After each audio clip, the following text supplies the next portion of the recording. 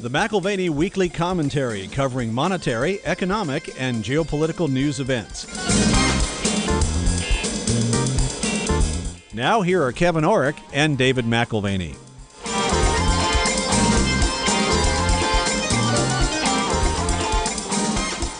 Welcome to the McAlvany Weekly Commentary. I'm Kevin Orrick along with David McAlvany. David, before we bring our guest on today, Professor Ocampo, I want to just talk to you about why we have the guests we have. When the euro was starting to come under pressure a couple of years ago, we had Otmar Issing on, the man who could be considered one of the fathers of the euro. We've got a situation right now where you and I have been actively talking about China. It's been a emerging market that's been dependent on the West. It's really needed our demand and our money to grow its own economy. And the question is, does it shift to supplying its own needs? This is a part of a bigger picture, which is the developing world has it somehow disconnected from the developed world. Right. And some analysts think that that has in fact taken place, and we would strongly disagree with it, mainly looking at theory of liquidity, which says money is flowing from the industrial and the developed world, and there's a positive impact as that liquidity flows downstream to anyone downstream. And so it really, when you look at the movements of progress in the developing world, it really is dependent on the health of the developed world countries in the industrial world. So when we take these broad issues and we say, okay, well, beyond our own reading, who would add value to a conversation like this? Who would bring a perspective?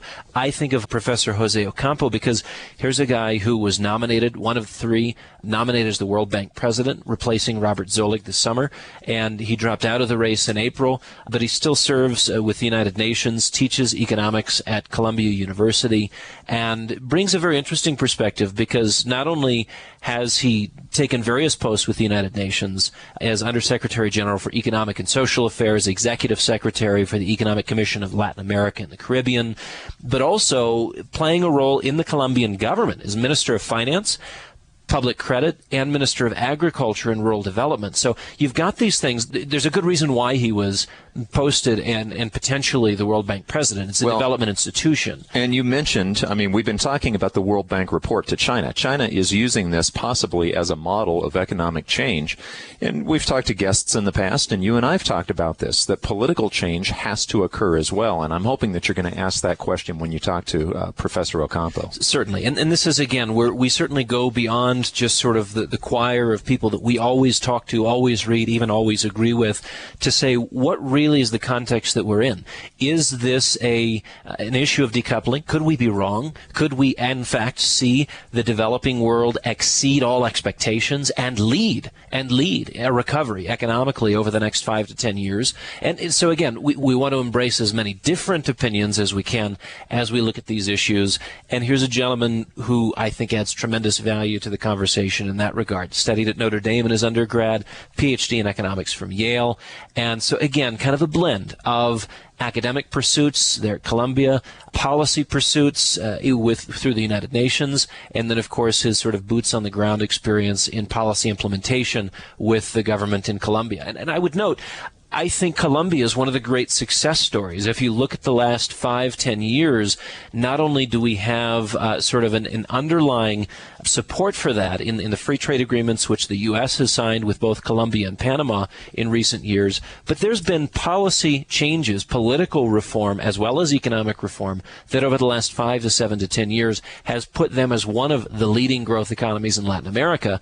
And again, so we wrap all that up in one bundle, and we welcome Jose Ocampo, Professor Ocampo, to the conversation.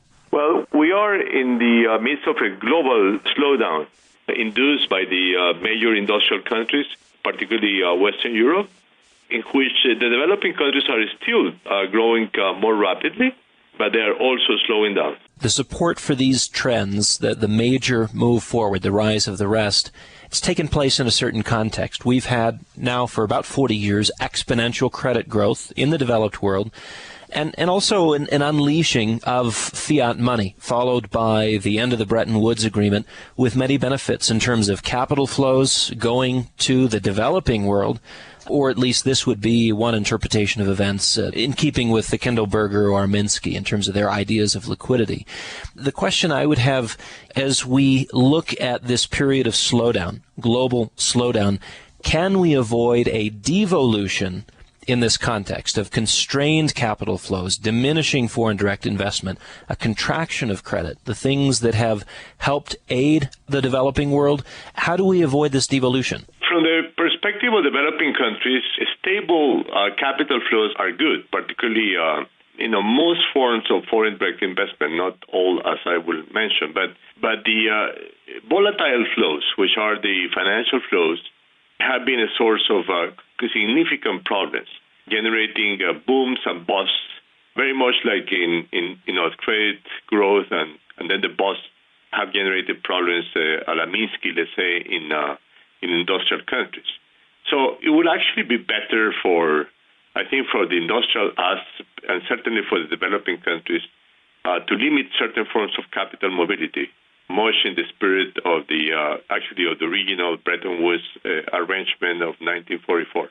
What are the risks, in your opinion, to economic and political stability should we step back from free trade and what we have had as an advancement of globalization? If we should see that move in the opposite direction, what are the palpable risks, in your opinion? Well, increased trade has broadly been good for the world, but at the same time, it has limited the possibility of some countries encouraging new production activities. And this is, of course, particularly important for developing countries which or have lagged behind in the development process. So from that perspective, and I guess we can add to that, what people like Danny Roderick have been pointing out for a long time, which is that it also reduces the possibility or the room to maneuver to undertake, active social policies. For example, policies aiming at increasing wages. For that reason, probably a better balance between global trade and some form of national interventions aim at facilitating the diversification of economic activity, as well as the active social policies may be good for the global economy. When we look at your opportunity to have served with the World Bank, perhaps you can reflect with us on the approaches to development issues that they've had in the past. Should they take a different tack, in your opinion? Under your leadership, would you have changed the approach? Yeah, let me clarify that I work for the United Nations. I was a candidate for World Bank president, but they didn't elect me. They elected Correct. Mr. Kim, the current president, an American. So in my work for the United Nations, where I worked for about around 10 years, I always push for the idea that I just mentioned. The fact that some form of capital account regulation may be good, but of course some freedom of foreign direct investment has been positive for developing countries in general, and that again, growing world trade has been an opportunity for many developing countries, but developing countries should also have the opportunities to intervene to improve the diversification of economic activity and to facilitate active social policies. What I like about your bio is that it combines both academic experience as well as policy experience, both with the United Nations and with the government of Colombia. And there's roles that you've played there, Minister of Finance, Public Credit, Minister of Agriculture and Rural Development, which give you a very unique insight into what reforms are necessary for there to be economic and social development. And I'm curious, what role does political reform play in the development of a country from less to more or less fully developed, in your opinion? You mean the politics and social, political, or economic policy? Really strictly political reform. Let's take China as an example. We have the reforms that were set in place in 78 and 79, and these were more economic than political in nature. Even today, the changes that are suggested by the World Bank 2030 study are primarily economic reforms, and there's not a lot that is representative of change to the political environment. And that would be a question. How far can you go in terms of economic development without seeing complementary political reform? Well, let me say that I am a Democrat, so democracy is a value by itself. It's part of the fundamental freedoms that people should have. So I am fully for democracy, period. There is a point in which, some people argue that, that autocracy may be better for economic development at certain stages. I disagree with that. I don't think there is firm evidence that is correct. There is also, the argument that sometimes democracy generates problems, for instance, uncertainties associated to political processes. Yes, that may be correct, but I think the cost of eliminating democracy are much higher than those uncertainties. And this is right to the core of the point, because it seems to be missing. I mean, one of the most important developing world countries today, China, second largest economy in the world. It's hardly even fair to call them a developing country anymore. But you have this idea that the Global Public Sector Development Institution, the World Bank, discusses at length how they can move forward with economic reform, and yet in nearly 300 pages, little to nothing is put in there. And again, this is a public sector development institution, neglecting one of the things that is at core public sector. Where's the political reform? And this may be just for politically sensitive or diplomatic reasons, but corruption, depending on the estimates, in China varies from 4% of GDP upwards to 17% of GDP. And again, it makes it very difficult to engage economic reform when you have vested interests, again, tied into the body politic. So that just to say, yes, democracy is something that is prized, and really what we would be interested in is what role do you think the rule of law plays in the future development of developing countries? Well, again, the rule of law is an essential ingredient of a democratic regime. So it's a value in and for itself.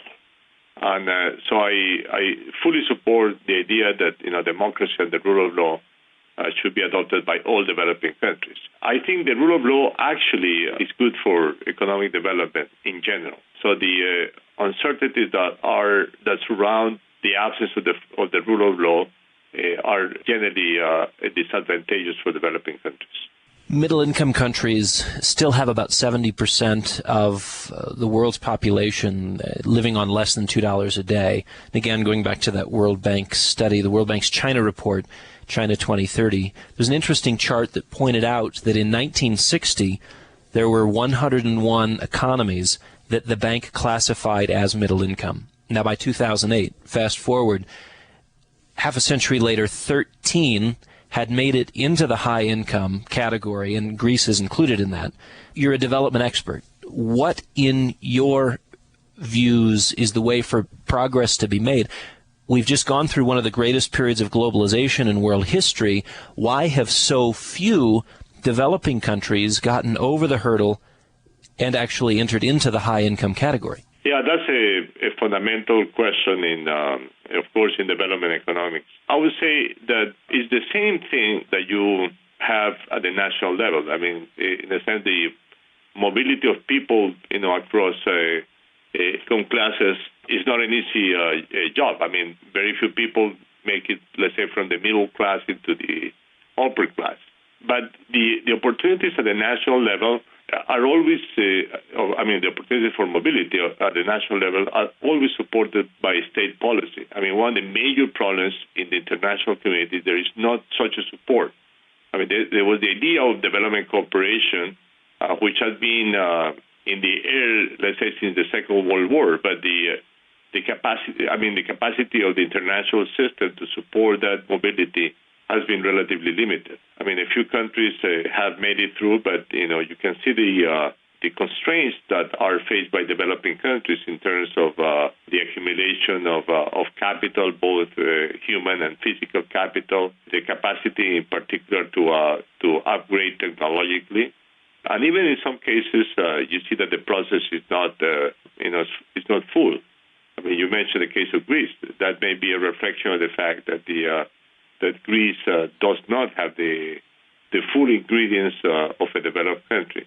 And that's probably true of several other countries that sometimes make it to the top for other reasons. For example, I mean, many of the countries that make it to the top in terms of income is just because they discover oil.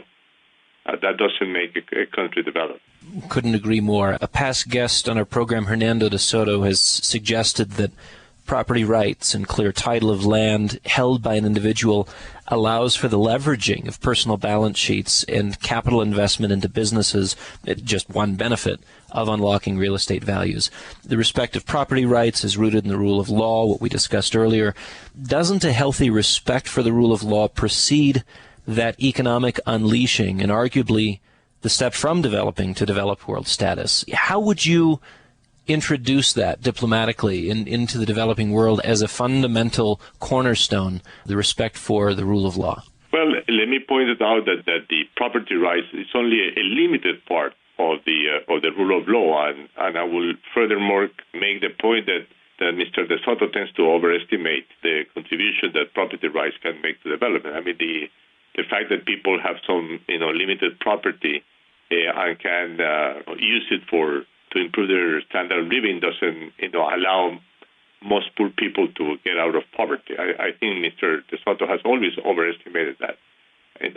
Now, saying that the rule of law is a broader concept, because the rule of law refers to not only to this particular issue of property rights, but it refers to issues such as, for instance, the access of population to social services, the division of power in society, and how that is managed, so that there is countervailing powers placed that avoid the autocracy from prevailing. It also reflects in a democracy the right to elect people, to have the freedom of speech, the capacity to be represented directly by certain groups in power structure.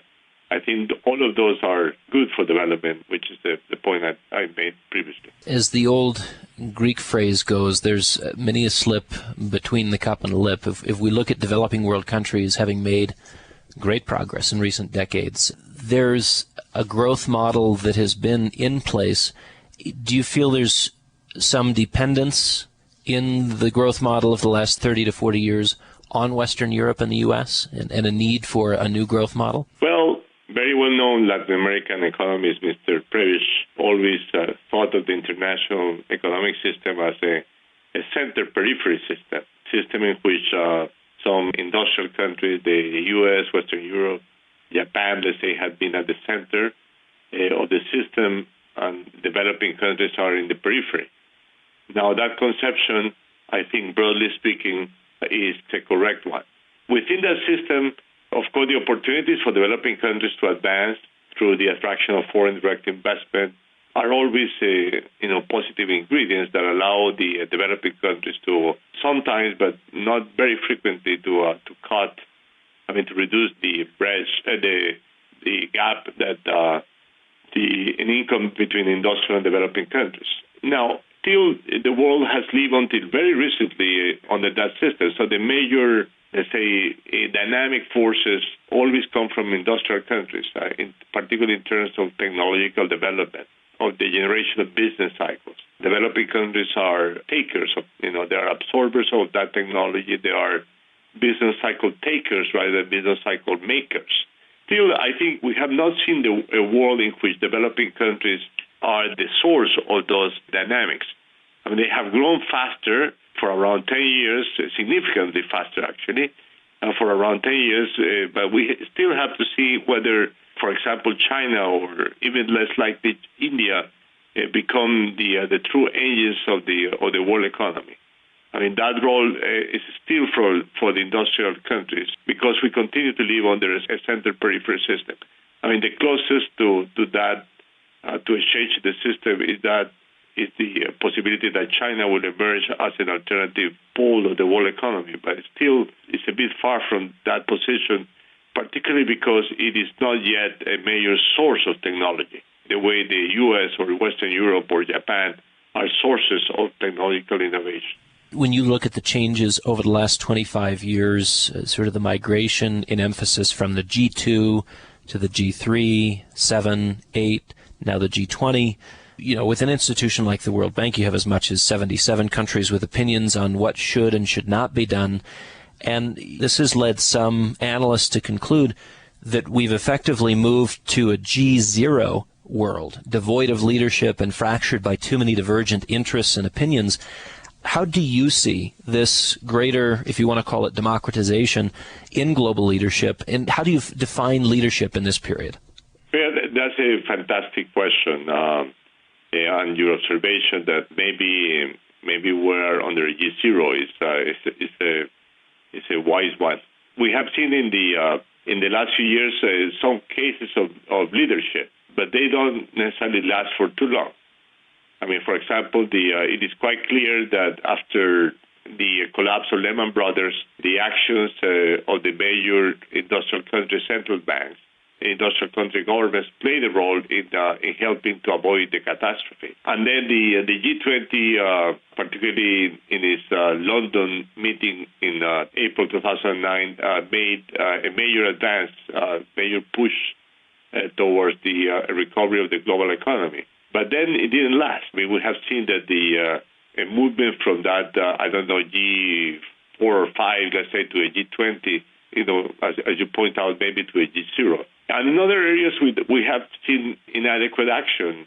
Let's say the most important long-term issue that the world is facing, which is climate change, is an issue in which there has been no action yet. Even the signing of the Kyoto Protocol, which was the major advance in this area, ran into difficulties. Almost no country met the commitments in the Kyoto Protocol, and the United States did not even join the protocol.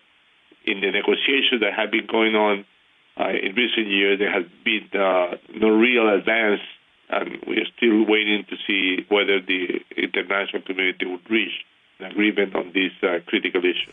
Drawing on your experience with ag policy and what you had done, Ministry of Agriculture there in Colombia, let's talk about the recent food price volatility. Primary staples have risen a minimum of 15.5%. In the case of soybeans, just in this last year, you have a 52% increase. What are the impacts you see in the developing world from these sharp shifts in price? I think there are several issues that you have to separate. I mean, the strict volatility is a problem by itself. And the most important reason for that is that the poor of the world spend a large proportion of their income on food staples. As much as 50 or more percentage of their incomes are going into food. So when there's a sharp increase in food prices, many people in the world, see the livelihoods threatened significantly by that event. So reducing the volatility of food prices would be good. The second is what is the source of volatility. I think the basic reason is the lack of adequate stabilization mechanisms. In the past, we were much more successful in doing that than currently because we had much stronger state interventions trying to regulate agricultural markets. And there has been a claim by many that the intervention of finance in purchase of, let's say, of derivative contracts in commodity markets has been an additional source of volatility, which is probably correct. Now, beyond that, I think the long-term issues of agricultural prices have, I think, two dimensions. The first one is to recognize that, yes, there has been a significant medium-term increase in agricultural prices, but people forget that the 1980s and 1990s were terrible for agricultural producers. I mean, prices collapsed on average by around 40%. If you compare the levels of the late 1990s with the levels of the 1970s, so there has been a recovery of prices viewed from that perspective rather than a price boom by itself. And second, the long-term solution to these problems is more agricultural research, more technology, in other words. There have been in the past, major advances in the agricultural technology and the Green Revolution in the developing world being the 1960s, 1970s being the most important one, and there are many others that are still going on. For example, through the spread of biotechnology, but there are many problems still in the world. For example, the research on agriculture, tropical agriculture, has always been minimal relative to the research on temperate zone agriculture, which is the agriculture of industrial countries. So the north-south, the center-periphery division plays again here because there has been a really inadequate research for the tropics in terms of agriculture. So with the recovery, not necessarily a price boom, but with the recovery back to levels that we saw prior to the 80s and 90s, one of the things that we've had is an adjustment, and it's been a cultural adjustment. We had the food riots of 07 and 08. We had the Arab Spring last year. We see a number of underdeveloped countries that are quickly and dramatically affected by food inflation. I'm reminded of the recent release of corn and rice from the Chinese reserves in order to contain food inflation. Let's look at that in the context of the developing world. You have, again, both an advantage here in your analysis of having experiences as an ag minister, but also your roles at the UN. I think you have the ability to see the political and the geopolitical knock-on effects of food inflation. Do we have more political volatility ahead of us because of this factor? Oh, certainly. And let me say that I think this is a very important issue currently. I think the world has to come to realize that it has to adapt to the management of this problem in a serious way, which means I think more support to research in agriculture, more intervention in markets, for instance, more greater buffer stocks to try to smooth prices. And I think finally, when the conditions are difficult, there has to be income support for the poor, so that they are able to buy the agricultural goods or even subsidies for the consumption. Professor Ocampo, thank you so much for joining us, and hopefully we can call upon you to add to our conversation again in the future. Yes, that would be my pleasure. Thank you very much. Well, David, I think it's an interesting concept to think of this center and periphery type of mindset, okay? Because the center so far has been the industrial world. I mean, when you are producing something or when you have an active, and let's face it, it was the free market that created the industrial world. The developing world is the periphery. They have benefited. But, using China as an example, China's going to have to figure out how to get to the center before they solve the problem. Well, and this is exactly our point, is that you have a prevailing trend in place, and the trend has been set by the industrial world. We are the makers, the rest of the world are the takers, and to some degree we like to see healthy competition come into that, where takers progress and in fact have the potential to someday exceed or excel beyond being just takers and moving to that status of makers. But this is the main point. You have financial flows which have enabled great growth in the developing world, and those same financial flows and foreign direct investment are more limited today than they have been over the last 10, 15, 20, and 30 years. And with those limited financial flows means that really is a change in the tone, tenor, and direction, the success variables, if you will, in the developing world. We think China has its own problems. And certainly, as you're looking through Latin America, if you're looking through Africa, if you're looking to India, they are in the same position of vulnerability. And this goes back to our conversation with Harold James, contraction and globalization and the potential for political volatility. This was underscored in our conversation today with Professor Ocampo as we looked at one more variable, not just globalization and a contraction in that trend, but political volatility on the other side of an increase in the value of food, something so basic and yet for many people, again, living on less than $2 a day, so very, very important. Well, and I think it's ironic, David, and it was an interesting insight. This is a man who's very much into upper-level management. He works for the UN. That says enough. He feels like global climate change is one of the big issues. But really, whether you think global climate change is a big issue or not, I think the main point that you were making and he was making was maybe the G20, maybe the UN, maybe the World Bank, this upper-level management, doesn't really really have the power that they thought they had, because even with the climate change, there was really no teeth in it. And you had brought up, are we in a G0 world? He lit up when he heard that, because even though he's part of these organizations, he's seeing they don't seem to have teeth. We need clear leadership. We need confident leadership. We need leadership that is reflective of a philosophy that works. And that is all of the above. We're missing. It's lacking. And I think everyone is aware of it. Everyone's longing for it. Everyone's hoping for it. But it is not there. It is not there. So yeah, the transition, again, towards democratization, it's almost as if we've expanded, and now, like the rubber band that's reached its outer limits, is contracting again, and we're moving back towards who's going to call the shots? Who's going to lead with clarity on the issues of our day, whether it is global poverty and development issues like they head up with the World Bank, or just basic issues. How's our economy going to grow? Right. What's going to stimulate a business owner to take greater risk and improve his lot in life by growing his franchise? How do we get that done? We need someone or a group of people, and frankly, I don't know that they're here yet. I think as we look forward, and this is perhaps a philosophical reflection, going back to our interview when we talked about the fourth turning, right. We haven't gone far enough through this crisis to see or to recognize the leadership to remake the world of tomorrow. Well, you've been listening to the McAlvany Weekly Commentary. I'm Kevin Orrick, along with David McAlvany, and our guest today, Professor Jose Antonio Ocampo.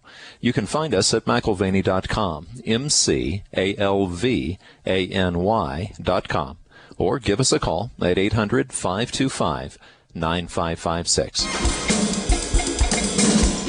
This has been the McAlvany Weekly Commentary. The views expressed should not be considered to be a solicitation or a recommendation for your investment portfolio. You should consult a professional financial advisor to assess your suitability for risk and investment. Join us again next week for a new edition of the McAlvany Weekly Commentary.